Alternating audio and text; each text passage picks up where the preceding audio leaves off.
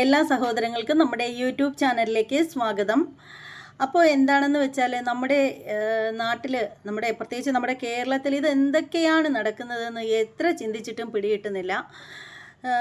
നമ്മൾ ഒരു വാർത്തയിൽ നമ്മൾ പോലീസുകാരെ വളരെ നല്ലവരെന്ന് പറഞ്ഞിട്ട് നമ്മൾ സംസാരിക്കുമ്പോൾ മറ്റൊരു ഭാഗത്തു നിന്ന് വരുമ്പോൾ നമുക്ക് അവർ വളരെ മോശക്കാരായിട്ടും കൂടി പറയേണ്ടി വരുന്നു. അതാണ് ഇപ്പോഴത്തെ അവസ്ഥ. ജനമൈത്രി പോലീസ് എന്നൊക്കെ പറയുമ്പോഴത്തേക്ക് നമുക്ക് എന്തും തുറന്നു പറയാനുള്ള ആ ഒരു അത്രയും ഫ്രീഡവും കാര്യങ്ങളും ഒക്കെ പല പോലീസുകാരിൽ നിന്ന് നമുക്ക് കിട്ടുന്നുണ്ട്. എന്നാൽ മറ്റു പലർ കാണിക്കുന്ന ഈ ഒരു കാടത്തരം വെച്ചിട്ടാണ് മറ്റുള്ളവർക്ക്, ജനങ്ങൾക്ക് ഈ പോലീസുകാരോട് കൂടുതൽ ഭയം തോന്നുന്നത്. ഇപ്പോൾ ഈ ഒരു സംഭവം എന്താണെന്ന് വെച്ചാൽ, ചാത്തന്നൂർ പോലീസ് സ്റ്റേഷനിൽ നിന്നുള്ള പോലീസുകാരിൽ നിന്നാണ് ഒരു കുടുംബത്തിന് ഇത്തരത്തിലൊരു ദുരനുഭവം ഉണ്ടായിരിക്കുന്നത്. രാത്രിയിൽ വീട്ടിൽ കയറി വരികയാണ് ഒരു 4-5 പോലീസുകാർ.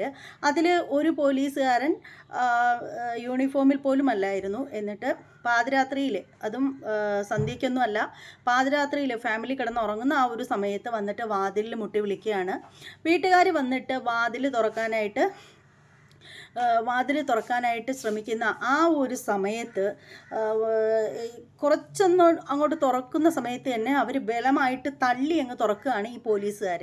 എന്നിട്ട് അവർ നേരെ വീട്ടിനകത്തേക്ക് അതിക്രമിച്ച് കയറുകയാണ്. എന്നിട്ട് ആ കുടുംബത്തിലുള്ള ആ ഒരു ഗൃഹനാഥനോടായിട്ട് വാഹനത്തിലേക്ക് കയറാനായിട്ട് ആവശ്യപ്പെടുന്നു. അപ്പോഴത്തേക്ക് ഉടനെ അയാൾ പറയുന്നു, എന്തിനാണ് എന്നെ കൊണ്ടുപോണത്, ഞാൻ ചെയ്ത തെറ്റെന്താണ് എന്നൊക്കെ ചോദിക്കുന്നുണ്ട്. കുടുംബനാഥനും അദ്ദേഹത്തിൻ്റെ ഭാര്യയും കൂടി ചോദിക്കുന്നുണ്ട്, എന്താണ് തെറ്റ്, എന്തിൻ്റെ അടിസ്ഥാനത്തിലാണ് ഇപ്പോൾ ഈ പാതിരാത്രിയിൽ എന്തിനാണ് ഇത്രയും പോലീസുകാർ വീടിനകത്തേക്ക് അതിക്രമിച്ച് കയറിയതെന്നൊക്കെ അവർ ചോദിക്കുന്നുണ്ട്. അപ്പോൾ ആ ഒരു സമയത്ത് ഈ ഒരു പോലീസുകാരൻ പറയുന്നതെന്ന് വെച്ചാൽ, ഈ പോലീസുകാർ പറയുന്നത് എന്താണെന്ന് വെച്ചാൽ, ഇയാളുടെ പേരിൽ കേസുണ്ട്, അതുകൊണ്ട് ഇയാളെ ഇപ്പം തന്നെ കൊണ്ടുപോയേ പറ്റൂ, ഇപ്പോൾ തന്നെ വരണം എന്ന് പറയുകയാണ്. പക്ഷേ കാര്യം എന്താണെന്നൊന്നും പറയുന്നില്ല. അപ്പോൾ ഈ പറയുന്ന വീട്ടുകാർ അദ്ദേഹം പറയുകയാണ്, എനിക്ക് വരുന്നതിനൊന്നും കുഴപ്പമില്ല, പക്ഷേ ഷർട്ട് ഇട്ടിട്ട് ഈ ഡ്രസ്സൊന്ന് മാറിയിട്ട് വരാം എന്ന് പറയുന്നത്. കാരണം പുള്ളിക്കാരൻ വീട്ടിൽ, അറിയാലോ, സാധാരണ വീട്ടിൽ നിൽക്കുന്ന സമയത്ത് എല്ലാവരും, അധികം ആളുകളും കയ്യിൽ മാത്രമേ ഉടുക്കാൻ ചാൻസ് ഉള്ളൂ. അത് ഈ പാതിരാത്രിയൊക്കെ ആയിട്ട് പുള്ളിക്കാരൻ കയ്യിലാണ് ഉടുത്തിട്ടുള്ള, ഷർട്ട് കൂടി ഇട്ടിട്ടില്ല. അപ്പോൾ അയാൾ പറയുന്നുണ്ട്, ഞാനെന്നാൽ ഈ ഡ്രസ്സൊന്ന് ചേഞ്ച് ചെയ്തിട്ട് വരാം എന്ന് പറയുന്നുണ്ട്. അപ്പോൾ പോലീസുകാർ പറയണം, വേണ്ട, ഇപ്പോൾ നിലവിലുള്ള ഡ്രസ്സ് മതി, ഇനിയിപ്പോൾ നീ വലിയ ഡ്രസ്സൊന്നും ചെയ്ത് വലിയ സംഭവമൊന്നും ആവണ്ട, മര്യാദയ്ക്കൊന്നും വണ്ടി കയറ് എന്നൊക്കെ പറയുന്നു. അപ്പോൾ ഇയാൾ പറയുകയാണ്, അങ്ങനെയാണെങ്കിൽ സാറേ ഞാനൊന്ന് അടിവസ്ത്രമെങ്കിലും ധരിച്ചിട്ട് വരാം എന്ന് പറയുകയാണ്. അപ്പോൾ എന്താ ചെയ്യുക?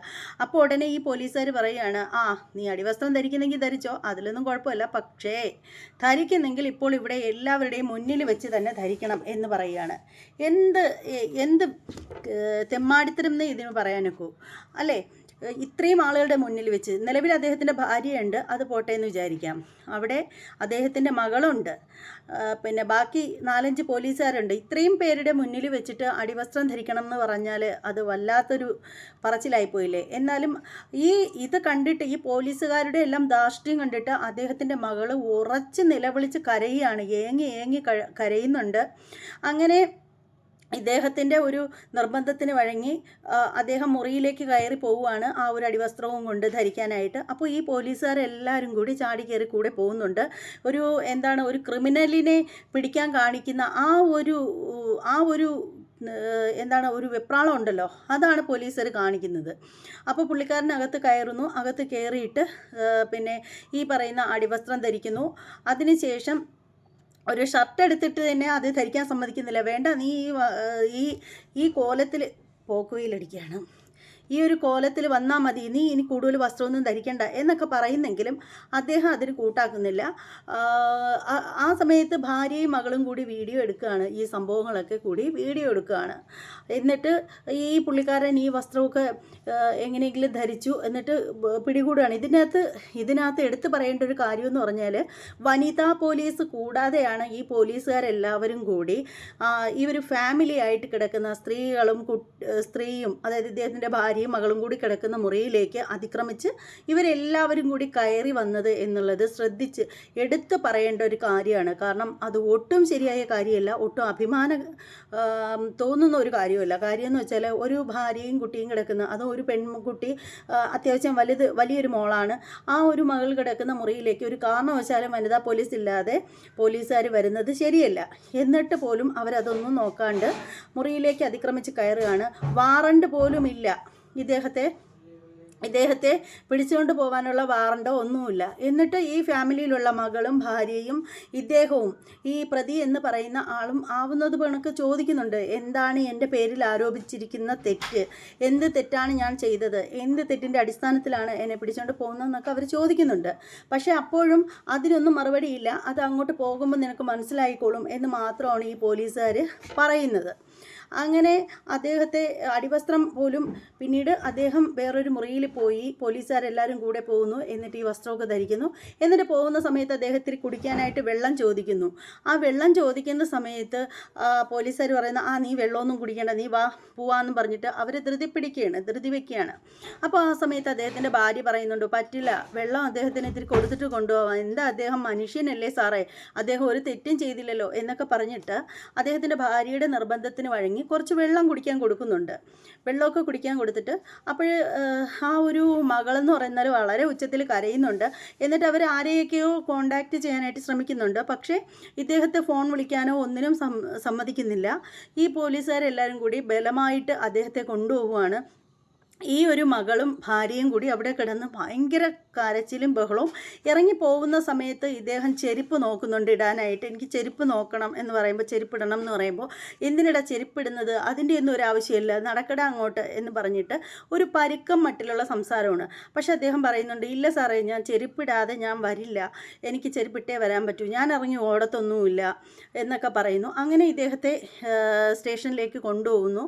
അങ്ങനെ ഭാര്യയോട് പറയുന്നു, നിങ്ങൾ സമാധാനമായിട്ടിരിക്കുക, വക്കീലിനെ വിളിക്കണം എന്നൊക്കെ പറഞ്ഞിട്ട് ഇദ്ദേഹം പോലീസുകാരൊക്കൊപ്പം പോവുകയാണ്.